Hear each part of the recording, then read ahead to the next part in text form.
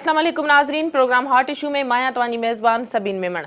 Hot issue program में अज जिन इशूज़ के असां पंहिंजे प्रोग्राम में शामिल किया है तव्हां ताईं अपडेट पहुचाईंदासीं। में सब खां पहिरीं ॻाल्हि कंदासीं ॾोहनि ते कंट्रोल करण जे हवाले सां सिंध एपेक्स कमेटी जो अॼु इजलास थियो, जंहिंमें शहर में स्ट्रीट क्राइम खे कंट्रोल करण जे लाइ क्रैकडाउन करण जो फ़ैसिलो कयो वियो आहे। सीएम हाउस में वॾे वज़ीर सैयद मुराद अली शाह जी सदारत हेठि सिंध एपेक्स कमेटी जो इजलास थियो, जंहिंमें core commander Karachi, DG rangers, IG Sindh ऐं सूबाई घरू वज़ीर शिरकत कई। एपेक्स कमेटी में शहर में स्ट्रीट क्राइम के रोकण के हवाले से फैसलो किया वियो। इन ऑपरेशन में पुलिस और रेंजर्स का खास मदद वरती वेंदी। इन हवाले से तव्हांखे अपडेट कंदासीं। इन खां अलावा तव्हांखे ॿुधाईंदासीं त नेठ सिंध सरकार आईजी सिंध एडी ख्वाजा के हटाइण जो पक्को फैसलो कंदे वफ़ाक़ी हुकूमत का इन जी इजाज़त पिण तलबे वरती है। ज़रियन जो इहो चवणु आहे त सीसीआई इजलास में सिंध के वॾे वज़ीर सईद मुराद अली शाह, वज़ीर आज़म शाहिद खाकान अब्बासी अॻियां आईजी सिंध की तब्दीली वारो मामलो उथारियो, जंहिंखां पोइ वफ़ाक़ी हुकूमत आईजी सिंध एडी ख्वाजा के हटाइण लाइ राज़ी थी वई ऐं नए आईजी जी मुक़ररी लाइ सिंध हुकूमत खां समरी पिण घुरी वरती है।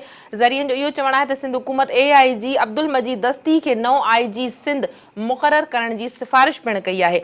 इन हवाले से तव्हांखे अपडेट कंदासीं। इन खां अलावा तव्हांखे ॿुधाईंदासीं त मीरपुर ख़ास में मास्टराणी के इख़लाक़ खां किरियल मैसेज करण के हवाले से मामले जो सिंध के वॾे वज़ीर पारां नोटिस वरतो वियो है। सिंध के वॾे वज़ीर इन मामले की जांच जो हुकुम दिनो वियो है। मीरपुर ख़ास में मास्टराणियुनि इन ॻाल्हि जी शिकायत कई त डीओ सैयद वाजिद शाह मोबाइल ते इख़लाक़ खां किरियल मैसेजिस कया ऐं मास्तराणी सां गार गंद कई ऐं उन्हनि खे धिका ॾिना, जंहिंजे ख़िलाफ़ मास्तराणियुनि पारां एहतजाज पिण कयो वियो।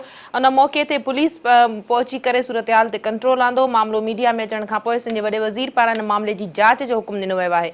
आख़िर में तव्हांखे ॿुधाईंदासीं त लाड़काणे पुलिस ट्रेनिंग सेंटर में ज़हरीलो खाधो खाइण सबबि हिकु पुलिस अहलकार फ़ौत ऐं 4 ॼणा बेहोश थी विया आहिनि। बेहोश थियलनि मां हिकु पुलिस अहलकार शहमीर फ़ौत थी वियो, जॾहिं त 3 अहलकारनि जी हालत पिण ॻणती जोगी ॿुधाई वञे थी।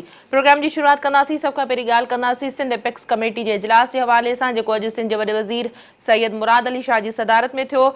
एपेक्स कमेटी में फैसलो किया वियो त स्ट्रीट क्राइम्स में जेके वाधारो थी रहियो आहे मुख़्तलिफ़ ॾोहनि में, सिंध की राजधानी कराची में उन ते कहिड़ी तरह सां ज़ाब्तो आंदो वञे, कंट्रोल कयो वञे, इन जे लाइ ॾोहारियुनि ख़िलाफ़ क्रैकडाउन जो फ़ैसिलो कयो वियो आहे, जंहिंमें पुलिस ऐं रेंजर्स ॿई हिसो वठंदियूं। इन हवाले सां वधीक तफ़सील मालूम कंदासीं कराची मां सिंध टीवी न्यूज़ जे चीफ रिपोर्टर शबीर लाशारी खां। शबीर, इहो ॿुधायो त सिंध एपेक्स कमेटी में स्ट्रीट क्राइम खे ख़त्म करण जे हवाले सां कहिड़ा अहम फ़ैसिला कया विया आहिनि। इन ऑपरेशन में कहिड़ी पुलिस खां अलावा छा रेंजर्स भी हिसो वठंदी? बिल्कुल समीर, वॾे वज़ीर सैयद मुराद अली शाह जी सदारत हेठि जेको अॼोको सूबाई एपेक्स कमेटी जो इजलास थियो आहे, उनमें 2-3 अहम फैसला थिया आहिनि, जंहिंमें हिकिड़ो फैसलो इहो आहे स्ट्रीट क्राइम ख़िलाफ़ जेको आहे मेजर क्रैक डाउन करण जो फैसलो थियो आहे, जंहिंमें पुलिस ऐं रेंजर्स हिसो वठंदा।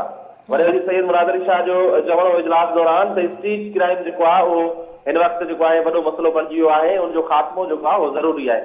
वॾे वज़ीर चयो त इन हवाले सां चीफ जस्टिस खे रिक्वेस्ट कई आहे त उहो स्ट्रीट क्रिमिनल्स जा जेके केस जा जेके ट्रायल आहिनि उन्हनि ट्रायल लाइ अलॻि कोर्टूं नामज़द करे ऐं इन हवाले सां हिकिड़ी कमेटी पिण जोड़ी आहे, जंहिंमें कानून वारो सूबाई वज़ीर, घरू सेक्रेटरी ऐं जेको आहे एजी सिंध जेको आहे उहो उनमें शामिल आहिनि ऐं उहे अॻु बढ़ाई कंदा त जीअं स्ट्रीट क्रिमिनल्स जा जेके केस आहिनि उहे उन्हनि कोर्टनि में हलनि। वॾे वज़ीर जो चवणो हो त हीउ संजीदा मसइलो आहे, उन्हनि खे जेसिताईं सज़ाऊं न ईंदियूं तेसिताईं इहे मामला कंट्रोल हेठि न ईंदा। उनखां अलावा अॼोके इजलास में कराची अंदर लैंड ग्रैबिंग वारो जेको मामलो आहे उन मामले ते भी जेको आहे बहस थियो आहे ऐं लैंड ग्रैबिंग के खिलाफ़ जेका आहे वॾे पैमाने ते कार्रवाई करण जो फ़ैसिलो थियो आहे। इन हवाले सां चीफ सेक्रेटरी ऐं आईजी पुलिस इजलास खे ब्रीफिंग ॾींदे ॿुधायो त लैंड ग्रैबिंग हिकु क्रिमिनल इशू आहे ऐं कराची में ज़मीनुनि ते कब्ज़ा हिकु वॾो मसइलो रहियो आहे। असां चयो त लैंड ग्रैबिंग कंहिं बि सूरत बर्दाश्त नथो करे सघिजे। लैंड ग्रैबिंग खिलाफ़ ख़ुसूसी ऑपरेशन करण जो फ़ैसिलो कयो वञे ऐं ख़ासि तौर ते आईजी सिंध जो चवणो हो त लैंड ग्रेबर जेके आहिनि उहे प्रोफेशनल आहिनि ऐं उहे जाली दस्तावेज़ ठाहिण जा माहिर आहिनि। कूड़ा कागज़ ठाहिण जे खिलाफ़ कार्रवाई कई वञे। आईजी जो चवणु त सचल ॻोठ, मंगे पीर, सरजाणी टाउन ऐं ॿियनि इलाइक़नि में ऑर्गनाइज़ नमूने सां ज़मीनुनि ते कब्ज़ा कया पिया वञनि ऐं इजलास खे इहो ॿुधायो वियो त लैंड ग्रैबिंग मां हासिल थियण जेको पैसो आहे उहे जेके पाबंद मिलियल तंज़ीमूं आहिनि उहे यूटिलाइज़ कनि थियूं या ॿियूं जेके दहशतगर्द तंज़ीमूं आहिनि उहे उन पैसे खे यूटिलाइज़ कनि थियूं। तंहिंजे करे लैंड ग्रैबिंग ऐं जेको आहे अॼोके इजलास में स्ट्रीट क्रिमिनल खिलाफ़ जेको आहे वॾे पैमाने ते कार्रवाई करण जो फ़ैसिलो थियो आहे। गॾोगॾु जेके ख़तरनाक कैदी आहिनि उन्हनि खे बि बदीन जेलुनि ॾांहुं मुंतकिल करण जो फ़ैसिलो थियो आहे। जी शबीर ये ॿुधायो त इन हवाले सां स्ट्रीट क्राइम ॾोहारियुनि बाबति के ख़ासि अदालतूं जोड़ण जी का ॻाल्हि ॿोल बि थी आहे? बिल्कुल इन हवाले से वॾे वज़ीर इजलास दौरान हिदायतूं ॾिनियूं। इन हवाले से 3 रुकनी कमेटी जी मूं ॿुधाए जोड़ी है, जंहिंमें कानून वारो वज़ीर सिंध ऐं उन खां अलावा घरू सेक्रेटरी ते ॿुधल 3 रुकनी कमेटी जोड़ी हुई है, जेका कमेटी ख़ासि तौर ते चीफ जस्टिस हाई कोर्ट सां इन मामले में लिखपट कंदी, उनखे रिक्वेस्ट कंदी स्ट्रीट क्रिमिनल्स वारा जेके केस आहिनि उन्हनि जो जेको ट्रायल आहे उहो जेके ट्रायल कोर्टूं आहिनि उहे अलॻि नामज़द कयूं वञनि त जीअं उन्हनि जी ॿुधणी तकड़ी थिए ऐं उन्हनि खे जल्दी सज़ाऊं अचनि ऐं गहरियूं सज़ाऊं अचनि त जीअं उन ते ज़ाब्तो अची सघे। इन हवाले सां वॾे वज़ीर जो चवणो आहे हाणे स्ट्रीट क्राइम जेको आहे कराची अंदरि वॾो मसइलो आहे, जेसीं ताईं स्ट्रीट क्रिमिनल्स खे सख़्त सज़ाऊं न ॾियूं तेसीं ताईं उन ते ज़ाब्तो नथो अची सघे। जी महिरबानी शबीर रवान जी। नाज़रीन, चीफ रिपोर्टर कराची शबीर लाशारी असांखे अॼोके एपेक्स कमेटी जे इजलास जे हवाले सां अपडेट करे रहियो हो। हाणे ॻाल्हि ॿोल कंदासीं, प्रोग्राम खे अॻिते वधाईंदासीं। वफ़ाक़ी हुकूमत IG सिंध AD ख्वाजा खे हटाइण लाइ राज़ी थी वई आहे ऐं सिंध सरकार खां नए IG जी मुक़ररी लाइ समरी पिणु घुरी वई आहे। ज़रियनि मूजिब सिंध हुकूमत AIG अब्दुल मजीद दस्ती खे नओं IG सिंध मुक़रर करण जी सिफ़ारिश कई आहे ऐं इहो पिणु चयो वञे थो त इन तरह जी ॻाल्हि ॿोल ज़रियनि वटां मालूम थियो आहे त सिंध जे वॾे वज़ीर पारां CCI इजलास में वज़ीर आज़म शाहिद खाकान अब्बासी आॾो रखी वई त IG सिंध AD ख्वाजा खे बदिली कयो वञे, जंहिंखां पोइ वफ़ाक़ी हुकूमत नेठ सिंध सरकार जे इन मुतालबे ते राज़ी थी वई आहे ऐं नए IG सिंध जे लाइ AIG अब्दुल मजीद दस्ती जो नालो पिणु ॾिनो वियो आहे। इन हवाले सां वधीक तफ़सील मालूम कंदासीं सिद्दीक़ साजिद खां। सिद्दीक, ये बताइएगा कि क्या वफाकी हुकूमत को नए IG सिंध के लिए सिंध सरकार की तरफ से कोई सिफारिश दी गई है, कोई नाम दिया गया है? जी बिल्कुल, बाज़ाब्ता तौर पर यह मामला टेकअप किया गया था। वज़ीर आज़म शाहिद खाकान अब्बासी से मुश्तरका मफादात कौंसिल के इजलास के दौरान वज़ीर आला सिंध मुराद अली शाह की जानब से और हमारे जो ज़राए हैं उनका यह कहना है कि वफाकी हुकूमत इस बात के ऊपर मुत्तफ़िक़ हो गई है कि IG जो सिंध हैं नए जो लगाए जाएंगे वफाकी हुकूमत की जानब से, उसमें जो सिंध हुकूमत की मर्जी है वो शामिल होगी और इसके लिए अब्दुल मजीद जो है दस्ती उनका नाम जो है वो ग्रेड 22 के ऑफिसर हैं, उनका नाम जो है वो सिंध हुकूमत की जानब से पेश किया गया। ताहम वज़ीर आज़म ने एक बात ये कही है कि सिंध हुकूमत बाज़ाब्ता तौर पर इनकी जो समरी है जो कि 3 से 4 अफराद पर मुश्तमिल हो और उसमें इनका नाम अब्दुल मजीद का नाम भी जो है वो शामिल हो, वो वफाक को भिजवाई जाए ताकि उसके ऊपर ज़ाब्ते के मुताबिक कार्रवाई की जाए। तो अभी इजराइल का ये कहना है कि 1-2 दिनों के अंदर ये समरी जो है वो वफाकी हुकूमत को भिजवा दी जाएगी, जिसके बाद AD जो ख्वाजा है जो कि काफ़ी मुतनाज़ा रहे हैं, सिंध हुकूमत और उनके दरमियान ताल्लुकात भी बेहतर नहीं रहे, तो उनके दरमियान जो फिर ये मामला है कि जब समरी आ जाएगी तो फिर बाज़ाब्ता तौर पर वफाकी हुकूमत सिंध हुकूमत से मुशावरत करके जो नए IG सिंध का तकर्रर कर देगी। जी सिद्दीक, एक मोहतात अंदाजे के मुताबिक कितना टाइम लग सकता है, क्योंकि सिंध सरकार तो चाह रही है कि AD ख्वाजा आज जाए तो कल दूसरा दिन हो। आईनी हवाले से मुझे बताएं कि कानूनी हवाले से कितना टाइम लग सकता है सारे प्रोसेस में? कोई इसमें ज्यादा वक्त नहीं लगेगा। आप देख लीजिएगा कि आने वाले 2 से 3 दिनों में जैसे ये समरी मौसूल होगी, जो कि अब जबकि मैं आपसे बात कर रहा हूँ अभी तक समरी नहीं आई थी, जैसे ही समरी मौसूल होगी तो उसके 2-3 दिन के अंदर अंदर नए IG का जो है वो तकर्रर कर दिया जाएगा। और हमारे ज़राए का कहना है कि AD ख्वाजा को शायद कोई FIA में जिम्मेदारियां दी जाएं, लेकिन सिंध हुकूमत में ये फैसला हो चुका है कि ये जो नए IG है वो सिंध हुकूमत की मर्जी से लगेंगे और इस सिलसिले में सिंध सरकार की जो बात है वो वफाकी हुकूमत यानी कि वज़ीर आज़म मानने के ऊपर रज़ामंद हो गए हैं। तो ज़ाब्ते की और कानून की कार्रवाई जैसे ही मुकम्मल होगी तो इस समरी आते ही उसमें कोई ज्यादा देर नहीं लगेगी, वो फिर 2-3 दिन के अंदर अंदर इसके ऊपर फैसला हो जाएगा। जी बहुत शुक्रिया सिद्दीक साजिद, असांखे अपडेट करे रहियो हो।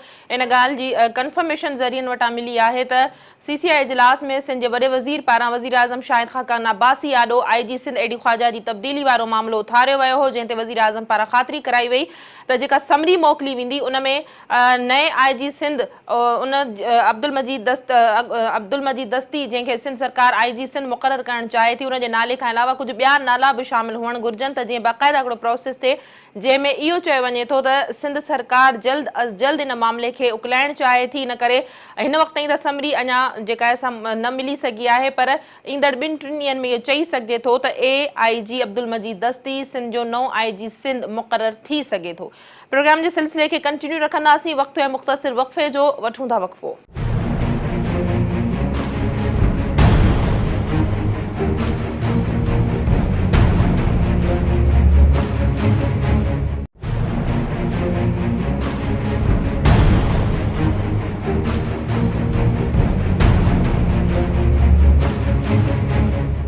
वेलकम बैक नाज़रीन। प्रोग्राम जे सिलसिले खे अॻिते वधाईंदासीं। हाणे ॻाल्हि कंदासीं मीरपुर ख़ास जी, जिते गवर्नमेंट गर्ल्स प्राइमरी स्कूल जी हेड मास्टराणी परवीन शाह मुबैना तौर ते इन ॻाल्हि जी शिकायत कई आहे त DO सैयद वाजिद शाह हुन सां गार गंद कई ऐं हुनखे इख़्लाक़ खां किरियल मैसेजिस पिणु कया, जंहिं ते मामिलो एतिरे हद ताईं वधी वियो जो ॿिन्हिनि में छिकताण वधी वई ऐं विच में पुलिस पारां इन पहुची करे इन मामले खे थधो कयो वियो, जंहिंजो सिंध जे वॾे वज़ीर सैयद मुराद अली शाह पारां पिणु नोटिस वरितो वियो आहे। उन खां पोइ मास्तराणियुनि पारां इन ख़िलाफ़ एहतजाज पिणु कयो वियो। इन जा वधीक तफ़सील मालूम कंदासीं मीरपुर ख़ास मां सिंध टीवी न्यूज़ जे ब्यूरो चीफ नज़ीर पंवर खां। नज़ीर, छा मामिलो आहे? मीरपुर ख़ास में मास्तराणियुनि इख़्लाक़ खां किरियल मैसेजिस करण जे हवाले सां डिस्ट्रिक्ट एजुकेशन ऑफिसर सां ते लतनि मुकनि जो वसकारो पिणु कयो आहे। पुलिस खे इन मामले में टियाकड़ी करणी पई, छा मामिलो आहे? जी सबीना, मीरपुर ख़ास जे शहर जो हिकिड़ो आहे वहदत कॉलोनी गर्ल्स प्राइमरी स्कूल। इन में जेका टीचर हुई परवीन शाह, इन स्कूल जे अंदरि DO मुसलसल जेको आहे उते विज़िट कंदो आहे। उन खां अलावा इन स्कूल में जेके बि टीचर आहिनि उन्हनि खे तक़रीबन 2-3 टीचरनि खे मैसेज कंदो आहे। उन खां अलावा उन्हनि खे वरी राति जो तक़रीबन 1:30 खां 2 बजे 3 बजे ताईं उन्हनि खे मुसलसल फ़ोन कंदो आहे। जंहिंखां पोइ उन्हनि टीचरनि पारां मुसलसल शिकायतूं तइलीम खाते वारनि खे ॾिनियूं, यूनियन वारनि खे ॾिनियूं, मगर उन बावजूद जेको DO जेको गुज़िरियल ॾींहुं वियो उते उन टीचरनि सां गार गंद कई, उन्हनि सां तमामु घणा ॻोथा लफ़्ज़ ॻाल्हाई। ऐं उन खां अलावा इन स्कूल खां अलावा ॿियूं बि खोड़ सारियूं अहिड़ियूं गर्ल्स स्कूल आहिनि जेके गर्ल्स स्कूलनि में ख़ासि तौर ते ही स्पेशली जेके गर्ल्स स्कूल घणियूं विज़िट कंदो आहे उते जेके टीचरनि खे घुराईंदो आहे ऐं उन्हनि टीचरनि खां नंबर वठंदो आहे। नंबर वठण खां पोइ उन्हनि खे राति जी टाइम ते या शाम जी टाइम ते उन्हनि खे ग़लति मैसेज करे गार गंद कंदो आहे। ऐं हिन खां पहिरीं बि हिकिड़ो अहिड़ो वाक़ियो थियो हो जंहिं में गर्ल्स स्कूल में हिकु गर्ल्स स्कूल में वियो, उतां खां टीचर खे जेके ग़लति मैसेज कई उन पंहिंजे घर वारे खे ॿुधायो त उन घर वारे जी हिन खे फ़ोन कयो त हुन खे बि हिन घटि वधि ॻाल्हायो, वॾी गार गंद कई, उन टीचर खां गार गंद कई। उन खां पोइ उन टीचर खे हिन रिलीव करे कराची मोकिले छॾियो। ऐं साॻी तरह हिन वक़्तु बि मीरपुर ख़ास जो जेके मुख़्तलिफ़ स्कूलूं, सिर्फ़ु वहदत कॉलोनी स्कूल न, पर मीरपुर ख़ास शहर जूं तोड़े ॿाराड़ी जूं मुख़्तलिफ़ स्कूलूं आहिनि, गर्ल्स स्कूल में वञे थो ऐं उहे जेके औरतुनि खे ख़ासि तौर ते उन्हनि खां नंबर वठी उन्हनि खे जेको आहे मैसेज कंदो आहे ऐं घर वञण खां पोइ औरतुनि खे चवंदो आहे तव्हां ऑफिस मोट हलियो अचो शाम जी टाइम ते। जंहिं जूं शिकायतूं हिननि बार बार कयूं ऐं ताज़ो जेको ज़िले काउंसिल जो हिकिड़ो इजलास थियो हो जंहिं में ज़िले जा तक़रीबन 85 मेंबर हुआ। ज़िले जो चेयरमैन वेठल हो, डिप्टी कमिश्नर वेठल हो ऐं तालुके एजुकेशन जा 12 खां 14 ऑफिसर उहे वेठल हुआ। उन्हनि सभिनी खां जॾहिं त बंदि थियल स्कूलनि जे बारे में पुछियो वियो तालुके ऑफिसरनि खां त 450 स्कूल हिन वक़्तु बि मीरपुर ख़ास में बंदि आहिनि। जेके स्कूलनि वॾेरनि जो ओताकूं ठहियल आहिनि, सभिनी जेके तालुके ऑफिसरनि जो इहो चवणु हो त असांखे जेको मीरपुर ख़ास जो DO सैयद वाजिद अली शाह आहे इहो कम खां रोकियो वेठो आहे। अगरि को ऑर्डर करियूं था त उहो असांखे उहो ऑर्डर वरी कैंसिल करे छॾींदो आहे। नज़ीर इहो ॿुधायो त इन हवाले सां DO सैयद वाजिद शाह जो छा चवणु आहे, उनजो को मौक़िफ़ साम्हूं अची सघियो आहे? जी सभिनी, DO वाजिद अली शाह जेको गुज़िरियल असां ब्यूरो टाइम में ज़िले काउंसिल जो हिकिड़ो इजलास थियो जंहिंमें सभिनी मेंबरनि पारां जेको DO जे ख़िलाफ़ उते इहे शिकायतूं कयूं, औरतुनि खे मैसेज करे थो या बंदि थियल स्कूल खोले कोन थो या बाक़ाइदे उन्हनि ज़िले मेंबरनि जूं ज़िले चेयरमैन जे अॻियां दाऊं हुयूं। उन खां पोइ सिंध टीवी न्यूज़ जे जेको ब्यूरो टाइम प्रोग्राम में जेका रिपोर्ट हली हुई उन में मुंहिंजे ख़िलाफ़ हिन DO कुझु हिते मीरपुर ख़ास जा जेके कुझु ब्लैकमेलर माण्हू आहिनि या अहिड़ा के माण्हू आहिनि उन्हनि खे एतिरे ताईं चयो त आउं नज़ीर खे ॾिसी रहंदुसि या सिंध टीवी वारनि खां ऐं जेको मूंखां थी सघंदो एतिरे ताईं कंदुसि। एतिरे ताईं त हिन एतिरे ताईं माण्हू मोकिलिया त इहे प्रोग्राम बंदि कराया वञनि, उहे बंदि न थिया। ऐं हिन वक़्तु जेको ताज़ो जेको गुज़िरियल जी जेको वाक़ियो आयो आहे ऐं इन में जेको DO वियो ऐं DO हो उन में तालुका ऑफिसर जेको आहे उहे विया हुआ ऐं जेके टीचरूं हुयूं ऐं उन्हनि जा जेके घर वारा उहे विया त जीअं वञण सां ई हुननि खे हिननि कुझु अहिड़ियूं लफ़्ज़ ॻाल्हाया हुआ जंहिं ते हू मच्छर जी औरतुनि हिन ते जूतनि लतनि मुकनि जा वसारा करे हिन खे सख़्तु तशदुद कयो। ऐं एतिरे ताईं त हिननि जे जेको ऑफिस में क्लर्क वेठा हुआ उहो हिकु बि हिन सां गॾु न बीठो, सभई हलिया विया। जंहिंखां पोइ मीरपुर ख़ास सिटी जो जेको DSP अयूब दर्स ऐं SHO कंवर सिंह उते विया हुआ। जीअं असां उते पहुतासीं त हुननि DO पारां दरवाज़ा बंदि कराए छॾिया। एतिरे ताईं हुननि खे चई त मां माफ़ी थो वठां, मूंखां वॾी ग़लती थी वई आहे, हाणे जाऊं कोन कंदुसि। उहो इन टाइम ते कई जॾहिं SHO पारां जेके 4 मोबाइलूं ॿियूं घुरायूं त उनजो चवणो त असांखे हुकूमत हिन खे अरेस्ट करे खणी अचो। छाजे करे त नियाणियूं सभिनी जूं पढ़नि थियूं गर्ल्स स्कूल जे अंदरि, हीउ कहिड़ो माना हिकिड़ो वॾो माहौल ख़राबु करणु पियो चाहे। औरतुनि खे जॾहिं इहे मैसेज करे थो उन स्कूल में वॾो असरु पइजे थो ऐं उन खां पोइ जॾहिं पुलिस हिन खे गिरफ़्तार करण जी कोशिशि कई जंहिंखां पोइ हीउ DO उथी ऐं उन्हनि टीचरनि खां माफ़ी वरितई। एतिरे ताईं उन टीचरनि पंहिंजे नज़ीर इहो ॿुधायो त हिन वक़्तु इन मामले जो सिंध जे वॾे वज़ीर पारां पिणु नोटिस वरितो वियो आहे। जेकॾहिं एतिरा मामला आहिनि हिरासमेंट जे हवाले सां उहो त तमामु घणी अवेयरनेस अची चुकी आहे, हर हंधि एहतजाज थियनि था। मूंखे ॿुधायो त सैयद वाजिद शाह खे कंहिंजी सपोर्ट आहे, कंहिंजी हिमायत आहे जो न इन जे ख़िलाफ़ जेके शिकायतूं हुयूं उन्हनि जो कॾहिं को नोटिस वरितो वियो, न इन जे ख़िलाफ़ कॾहिं का कार्रवाई थी सघी? जी आउं तव्हांखे ॿुधाईंदो हलां त हिन खां पहिरीं हिकिड़ी गवर्नमेंट आदिल प्राइमरी स्कूल में वियो, ही ॿिए दफ़े पोस्टिंग थी वरी वापसि आयो आहे। छाजे करे ही हिकु ॿिए डिपार्टमेंट जो माण्हू आहे, हिनखे एजुकेशन जे अंदरि रखियो आहे, ॿिनि डिपार्टमेंट मां पघार खणे थो। उन स्कूल आदिल प्राइमरी स्कूल में वियो, उते हिकु हेडमास्टर सां ऐं उस्तादनि सां बदतमीज़ी कई, जंहिंखां पोइ हुननि जो पाण में झेड़ो थियो। उन खां पोइ हिन उन स्कूल जा 16 खां वधीक टीचर रिलीव करे कराची मोकिले छॾिया। जेके उहे टीचर सिंध मिरपुखा जा जेके टीचर हुआ हाई कोर्ट जी अदालत में विया। हाई कोर्ट इहो फ़ैसिलो कंदे उन्हनि टीचरनि खे वापसि करे ऐं हाई कोर्ट हुकुम कयो त हिनखे मिरपुखा सां रिलीव कयो वञे ऐं उन आर्डर तहत इहे रिलीव थी वियो। जेकॾहिं पहिरीं महीने जूं हरकतूं इहे हुयूं, पहिरीं बि औरतुनि सां ऐं जेके न्याणियुनि सां उहे जेके बदतमीज़ियूं कंदो, हिनखे रिलीव करे छॾियो। वरी तक़रीबन 3 खां 4 महीननि खां पोइ वरी दुबारा हीअ आर्डर करायो। हिकिड़ी ॻाल्हि तव्हांखे ॿी बि ॿुधाईंदो हलां त मिरपुखा ज़िले जे अंदरि सियासी तरह हिनखे का बि सपोर्ट कोन्हे। जेके ऑफिसर मथां अचनि था उहे पैसा ॾेई अचनि था या कहिड़े नमूने अचनि था। दुबारा हिन वक़्तु हिते अची मुक़ररु थियो आहे। जी मुक़ररु थियो आहे, उन खां पोइ हिन वरी दुबारा उहे हरकतूं शुरू करे छॾियूं। नज़ीर इहो ॿुधायो त हीउ जेको मामिलो थियो आहे ताज़ो हेड मास्टराणी जो, इन हवाले सां हिन वक़्त ताईं जांच इन्वेस्टिगेशन किथे पहुती आहे, मामिलो किथे पहुतो आहे? हिन वक़्तु आउं तव्हांखे ॿुधाईंदो हलां मिरपुखा जो डिविज़नल कमिश्नर आहे शफ़ीक अहमद मैसर, उन्हनि जी राइशगाह ते सिंध जे वॾे वज़ीर पारां नोटिस वरितो। उन खां पोइ हैदराबाद डिवीज़न जो कमिश्नर आहे सईद अहमद मंगणे जो उते पहुतो आहे। जेका बि हिननि जा जेके मुतलका ऑफिसर तालुके जा जेके ऑफिसर 12 खां 14 ऑफिसर उन्हनि खे उते घुरायो वियो आहे। छाजे करे उन्हनि ऑफिसरनि पहिरीं जेको ज़िले जो चेयरमैन आहे मीर अनवर अली खान टालपुर जे अॻियां या डिप्टी कमिश्नर जे ऑफिस जे अॻियां उन्हनि एहतजाज कयो त असां मजबूर आहियूं, जेसि ताईं ही डीओ वेठो आहे असां स्कूल कोन था हलाए सघूं, असां सिर्फ़ु हिन जी शिकायतनि ताईं पूरा आहियूं ऐं असांजो बॉस बि आहे, जेकॾहिं को कागज़ मोकिलियो था उहो सही कोन थो करे। हिन वक़्तु अॼु असां तव्हांखे ॿुधाईंदो हिन वक़्तु ताईं उहा टीम जेका सीएम जे तरफ़ां मोकिलियो आहे वो कमिश्नर ऑफिस में जेके मुतलका जेके ऑफिसर टीओ उन्हनि जा बयान रिकॉर्ड करे रही आहे। ऐं असांखे इहे इतला मिलिया आहिनि त जॾहिं हू टीम जेकॾहिं सीएम जे तरफ़ां पहुती आहे उन खां पोइ हिनखे ऑफिस वञा फोन त आया पे, मगर असांखे इहा इतला मिली त हू फोन बंदि करे के न गायब थी विया। ऐं थी सघे थो त उते पहुचे या न बि पहुचे, अञा ताईं इहो कंफर्म कोन। महिरबानी नज़ीर पवार अवान जी नाज़रीन, मिरपुर ख़ासि मां सिंध टीवी न्यूज़ जो ब्यूरो चीफ नज़ीर पवार असांखे अपडेट करे रहियो हो। सिंध जे वॾे वज़ीर पारां मामले जो नोटिस वठण ऐं टीम मोकिलण खां पोइ हिन वक़्तु इन ते जांच हली रही आहे, जॾहिं त लाॻापियल मुबैना तौर इल्ज़ाम में ठाहियल डीओ सईद वाजिद शाह जंहिं जे हवाले सां चयो थो वञे त उन ग़लति क़िस्म जा मैसेजिस कया आहिनि हिरासमेंट जे हवाले सां, उहो हिन वक़्त ताईं मंज़र तां ग़ाइब आहे ऐं इहो चयो थो वञे त उन पंहिंजा नंबर वग़ैरह बंदि करे छॾिया आहिनि। नाज़रीन इन ई मामले ते हाणे मौक़िफ़ वठंदासीं। असांखे फोन लाइन ते जॉइन कयो आहे डीसी मिरपुर ख़ासि ज़ाहिद रज़ाक मेमण साहब। ज़ाहिद साहब भलीकार चऊं था, तव्हां असांखे प्रोग्राम में जॉइन कयो। ही हिरासमेंट जे हवाले सां, इख़लाक़ खां किरियल मैसेजिस जे हवाले सां तमामु वॾो मामिलो, हूअं त इन तरह जा मामला मीडिया में रिपोर्ट थींदा रहंदा आहिनि, पर ही पहिरियों दफ़ो आहे जिते सिंध जे वॾे वज़ीर पारां नोटिस बि वरितो वियो आहे ऐं हिन ऑफिसर डीओ सैयद वाजिद शाह जूं शिकायतूं इन खां अॻु में बि शायदि थींदियूं रहियूं आहिनि। तव्हांजी नॉलेज में इहो मामिलो आहे?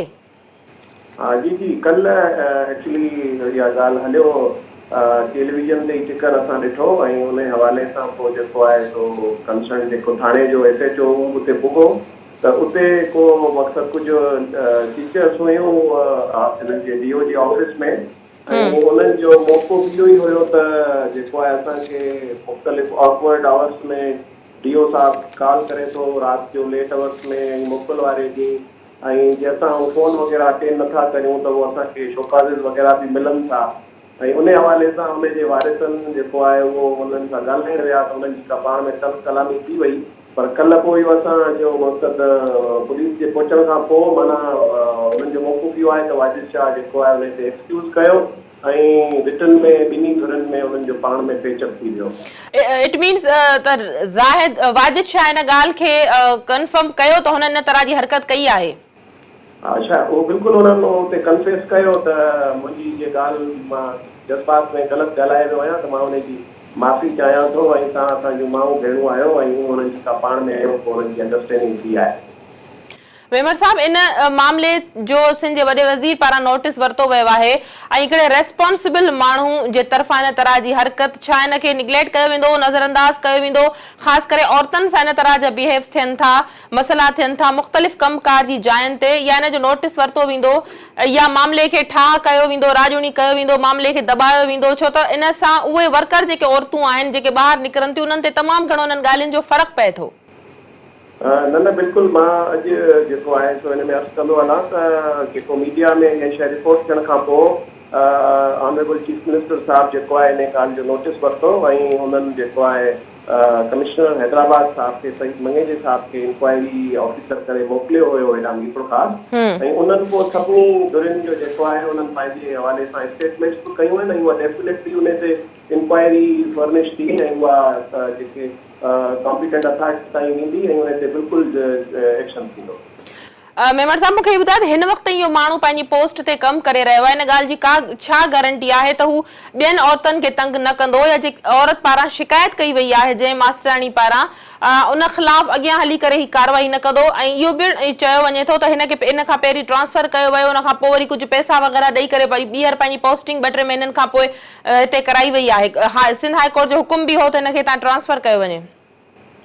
न, इहो माज़ी जी ॻाल्हि हूंदी, पर इहा मुंहिंजे नॉलेज में त न आहे, पर जीअं अॼु जेको आहे सो हिन जी सॼी जेके स्टेटमेंट्स वग़ैरह थियूं आहिनि ऐं उहो डेफिनेटली असांजो माना कमिश्नर साहब जेके आहिनि उहे इन हवाले सां सॼी डिटेल्ड रिपोर्ट वठी विया आहिनि ऐं उन ते उहो रिपोर्ट बि ॾींदा ऐं बिल्कुलु हिन ते एक्शन थींदो। वॾी महिरबानी तव्हांजी, असांखे तव्हां पंहिंजो मौक़िफ़ ॾियण लाइ फ़ोन ते जॉइन कयो। नाज़रीन, डीसी मीर ख़ासि ज़ाहिद रज़ाक मेमण असांखे फ़ोन लाइन ते जॉइन कयो, जंहिंजो चवणु हो त कल्ह इन तरह जी माफ़ी वग़ैरह तलब कई वई आहे ऐं लिखत में इन तरह जी ॻाल्हि थी आहे, जंहिंमें डीओ पारां एडमिट कयो वियो आहे त हुन खां इहा ग़लती थी आहे जंहिं ते हुन माफ़ी वरिती आहे। ॾिसणो इहो आहे त असां वटि इन तरह जा मामला दॿाया वेंदा आहिनि, छा थींदो आहे या राजूनी थींदी आहे, माफ़ी वठी करे ख़तमु कयो वेंदो आहे, पर इहा शइ ख़तमु न थींदी आहे, रुकजंदी न आहे, वरी किथे ॿिए कंहिं ॿी सूरत में ज़ाहिर थींदी आहे। थियण त ईअं घुर्जे जो सिंध जे वॾे वज़ीर पारां जॾहिं हिन मामले जो नोटिस वरितो वियो आहे त अहिड़ी ज़िमेदार सीट ते ज़िमेदार वेठल माण्हुनि जे तरफ़ां हिन हरकत खे यकीनन नाक़ाबिले माफ़ी आहे। जेकॾहिं हिकु माण्हू खे इन तरह जी माफ़ी मिले थी त इहे वाक़िया घटिजण जे बजाए अञा वधनि था। प्रोग्राम जे सिलसिले खे जारी रखंदासीं, वक़्तु ऐं मुख़्तसिर वक़फ़े जो वठूं था वक़फ़ो।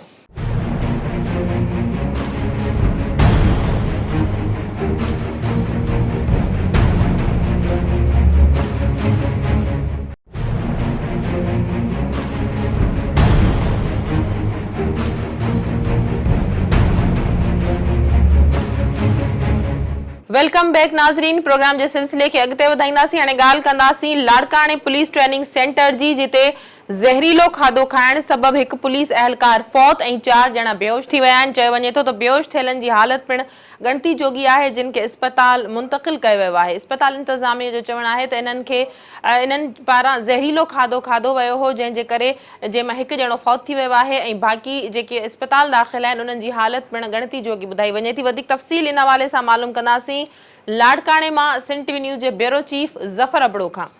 ज़फ़र, इहो ॿुधायो त लाड़काणो पुलिस ट्रेनिंग सेंटर में ज़हरीलो खाधो खाइण सबबि जेके 4 ॼणा बेहोश थी विया, जंहिंमें हिकु पुलिस अहलकार फौत थी वियो आहे, इहो ज़हरीलो खाधो इन्हनि खे किथां मिलियो ऐं छा इहो खाधो सेंटर जो ई हो जेको इन्हनि अहलकारनि पारां खाधो वियो?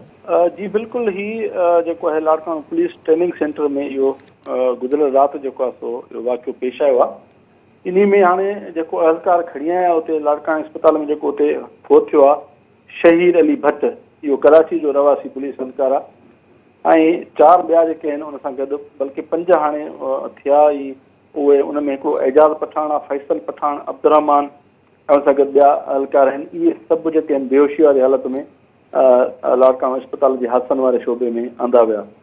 हाणे इन हवाले सां जेके डिटेल्स मिलिया आहिनि इन वाक़े जो जेको आहे सो IG सिंध एडी ख्वाजा नोटिस वरितो आहे ऐं जेको DIG लाड़काणो अब्दुल्ला शेख उन खे इन मामले जी जेको आहे सो इंक्वायरी करण जो हुकुम ॾिनो आहे। उन इंक्वायरी बि शुरू करे छॾी आहे। त हिन में जेके अहलकारनि सां असांजी ॻाल्हि ॿोल थी आहे त उन्हनि जो हीउ चवणु आहे त हिते जेको पुलिस ट्रेनिंग सेंटर में खाधो आहे उहो इंतिहाई गैर मयारी आहे, उहो खाइण जे लाइक़ु न आहे ऐं गॾोगॾु उन्हनि खे जेको आहे सो जेको इलाज जूं सहूलियतूं अंदरि ट्रेनिंग सेंटर में हुअणु खपनि उहे उन्हनि खे मुयसरु न आहिनि। उते जेको वॉशरूम आहे तक़रीबन हिकिड़ो वॉशरूम उहो 300 पुलिस एहलकार जेके आहिनि उहे इस्तेमालु कनि था, तंहिंजे करे बि बीमारियूं फैलजनि थियूं पियूं। ऐं हीउ जेको एहलकार फोत थियो आहे इनखे 2 ॾींहंनि खां वठी जेको आहे सो ज़हरीलियूं उल्टियूं पिया आहियूं ऐं हुन दाऊं पे कयूं त हुनखे लाड़काणे अस्पताल पहुचाए वञे, पर हितां जी जेको ट्रेनिंग सेंटर जी इंतिज़ामिया आहे उन इन्हनि तरफ़ को बि ध्यानु न पियो ॾिनो, जंहिंजे करे पोइ हू जेको आहे सो तड़पी इन ट्रेनिंग सेंटर जे अंदरि ई फोत थियो। पोइ हुनखे फोत थियण खां पोइ उहे हुननि जो चवणु आहे त अस्पताल खणी विया। सो हाणे इहा सूरत हाल आहे त ज़फर आईजी सिंध बि नोटिस वरितो आहे। ट्रेनिंग सेंटर जी इंतिज़ामिया जी छा ॻाल्हि ॿोल उन्हनि सां थी आहे, तव्हांजी उन्हनि जो छा चवणु आहे? जी बिल्कुलु, मुंहिंजी जेको ट्रेनिंग सेंटर जो प्रिंसिपल आहे SP आहे राशिद हयात, उन सां ॻाल्हि ॿोल थी आहे त उनजो इहो चवणो त जेको हीउ एहलकार आहे इहो कराची खां आयो 3-4 ॾींहं अॻु में, ऐं हीउ अॻु में ई बीमार हो।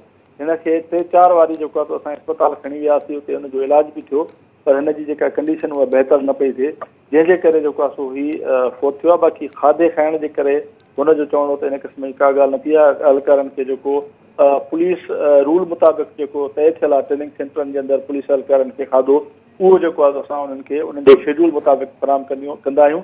ऐं उन सां गॾु हुनजो इहो बि चवणो त जेके इलाज जूं सहूलियतूं आहिनि, जेको टाइमली ॾींहं जो वक़्तु हूंदो आहे उन में त असां उन्हनि खे उते ई फराहम करे सघंदा आहियूं। बाक़ी राति जो जेकॾहिं का एमरजेंसी थींदी आहे त पोइ उन्हनि खे सिविल अस्पताल जे हादसनि वारो जेको शोबो आहे इमरजेंसी वारो, उन में उते जेको आहे सो उन खां सवाइ ज़फर इहो ॿुधाए त नाक़िस खाधो फराहम करण वारी ॻाल्हि जेका तव्हां कई, सफ़ाई सुथराई जो जोॻो इंतज़ाम न हुजणु, मेन्यू छा हूंदो आहे खाधे जो, ऐं बजट केतिरो हुजे थो लाड़काणे पुलिस ट्रेनिंग सेंटर में जिते खाधे जो को मयार ई कोन्हे को, जिते इन्हनि खे सहूलियतूं कोन्हनि, इन जो बजट छा मुक़ररु थियल आहे? जी बिल्कुलु, तक़रीबन 800 खां वधीक जेके हिन वक़्तु एहलकार आहिनि उहे ट्रेनिंग हासिल कनि पिया। ऐं हिननि जी जेका खाधे जी बजट आहे उहा हिननि खे सालियानी मिले थी, करोड़नि में उहा बजट। मूंखे हाणे प्रॉपर उन्हनि जे अंग अखर यादि न आहिनि, पर बहरहाल इहा बजट तमामु वॾी हूंदी आहे ऐं करोड़नि में हूंदी आहे। उनजे बावजूदि मां तव्हांखे ॿुधायां त इन्हनि जेके एहलकार आहिनि उन्हनि खां मेस जी जेका फी आहे उहा ट्रेनिंग सेंटर जी इंतिज़ामिया 4000 पर माण्हू जेको आहे पुलिस एहलकार उन खां 4000 अलॻि उहो वरिता वेंदा आहिनि। ऐं उन्हनि जो उते सहूलियतूं बिल्कुलु बि जेको आहे सो मुयसरु न आहिनि, तमामु घणी हालत ख़राबु आहे। हाणे इन हवाले सां DIG लाड़काणे खे जांच ऑफिसर मुक़ररु कयो वियो आहे। हुन उते पहुची जेको मेस जे अंदरि खाधो तयारु थियल हो उहो बि उनखे बि जेको आहे सो खयो आहे, हुनजा सैंपल्स वरिता आहिनि, उनखे जेको आहे सो लेबोरेटरी माणियो आहे त चकास थी सघे त उन खाधे में कहिड़ी शइ हुई या उन में उहो मयारी खाधो आहे या न आहे। इहो बि गॾो गॾु उन एहलकारनि खां बि उते जेके मौजूदु आहे उन्हनि सां बि उन बयान वरिता आहिनि। SP जेको उतां जो आहे ट्रेनिंग जो लाड़काणे जो, उन खां बि उन बयानु वरितो आहे, लाइन ऑफिसर खां बि उन बयानु वरिता आहिनि त जांच उन शुरू कई आहे।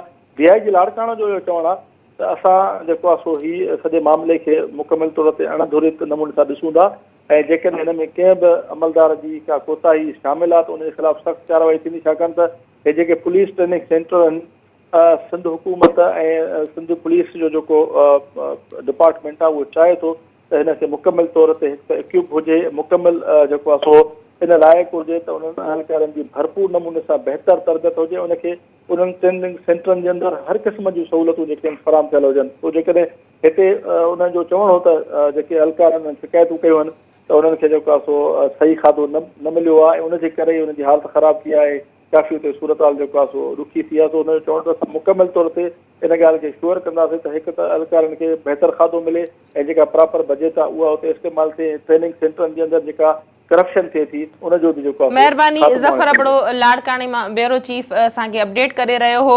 800 खां वधीक अहलकार लाड़काणो पुलिस ट्रेनिंग सेंटर में तरबियत वठनि था, ट्रेनिंग हासिल कनि था। करोड़े रुपयनि जी सालियानी बजट बावजूदि फी अहलकार खां फी माण्हू खां 4000 रुपया मंथली महीनो पिणु वसूल कयो वञे थो, वरितो वञे थो। उन बावजूदि उन्हनि खे गैर मयारी खाधो फराहम कयो वञे थो, इलाज जूं के बि सहूलियतूं न आहिनि, सफ़ाई सुथराई जो इंतज़ाम न हुअणु बराबरि आहे। जॾहिं उहे अहलकार ट्रेनिंग वठंदड़ माण्हू उते बीमार थियनि था त उहे इलाज लाइ तड़पंदा रहनि था। ऐं चयो वञे थो त जेको अहलकार फ़ौत थियो आहे उहो 2 ॾींहंनि खां दाऊं कंदो रहियो त उनखे अस्पताल पहुचाए वञे, पर हुनजी तबियत उते ई ख़राबु थी ऐं नेठि हुन तड़पी दम ॾिनो। नाज़रीन, अॼोके हॉट इशू प्रोग्राम जो वक़्तु पिणु हिते पंहिंजी पुॼाणी ते पहुचे थो। अॼोके हॉट इशू प्रोग्राम में जेके इशू असां पंहिंजे प्रोग्राम में शामिल कयासीं उन्हनि जा अपडेट्स तव्हां ताईं पहुचायासीं। ईंदड़ प्रोग्राम में हाज़िर थींदासीं कुझु नवां इशू खणी। तेसिताईं ॾींदा इजाज़त। अल्लाह वाहे।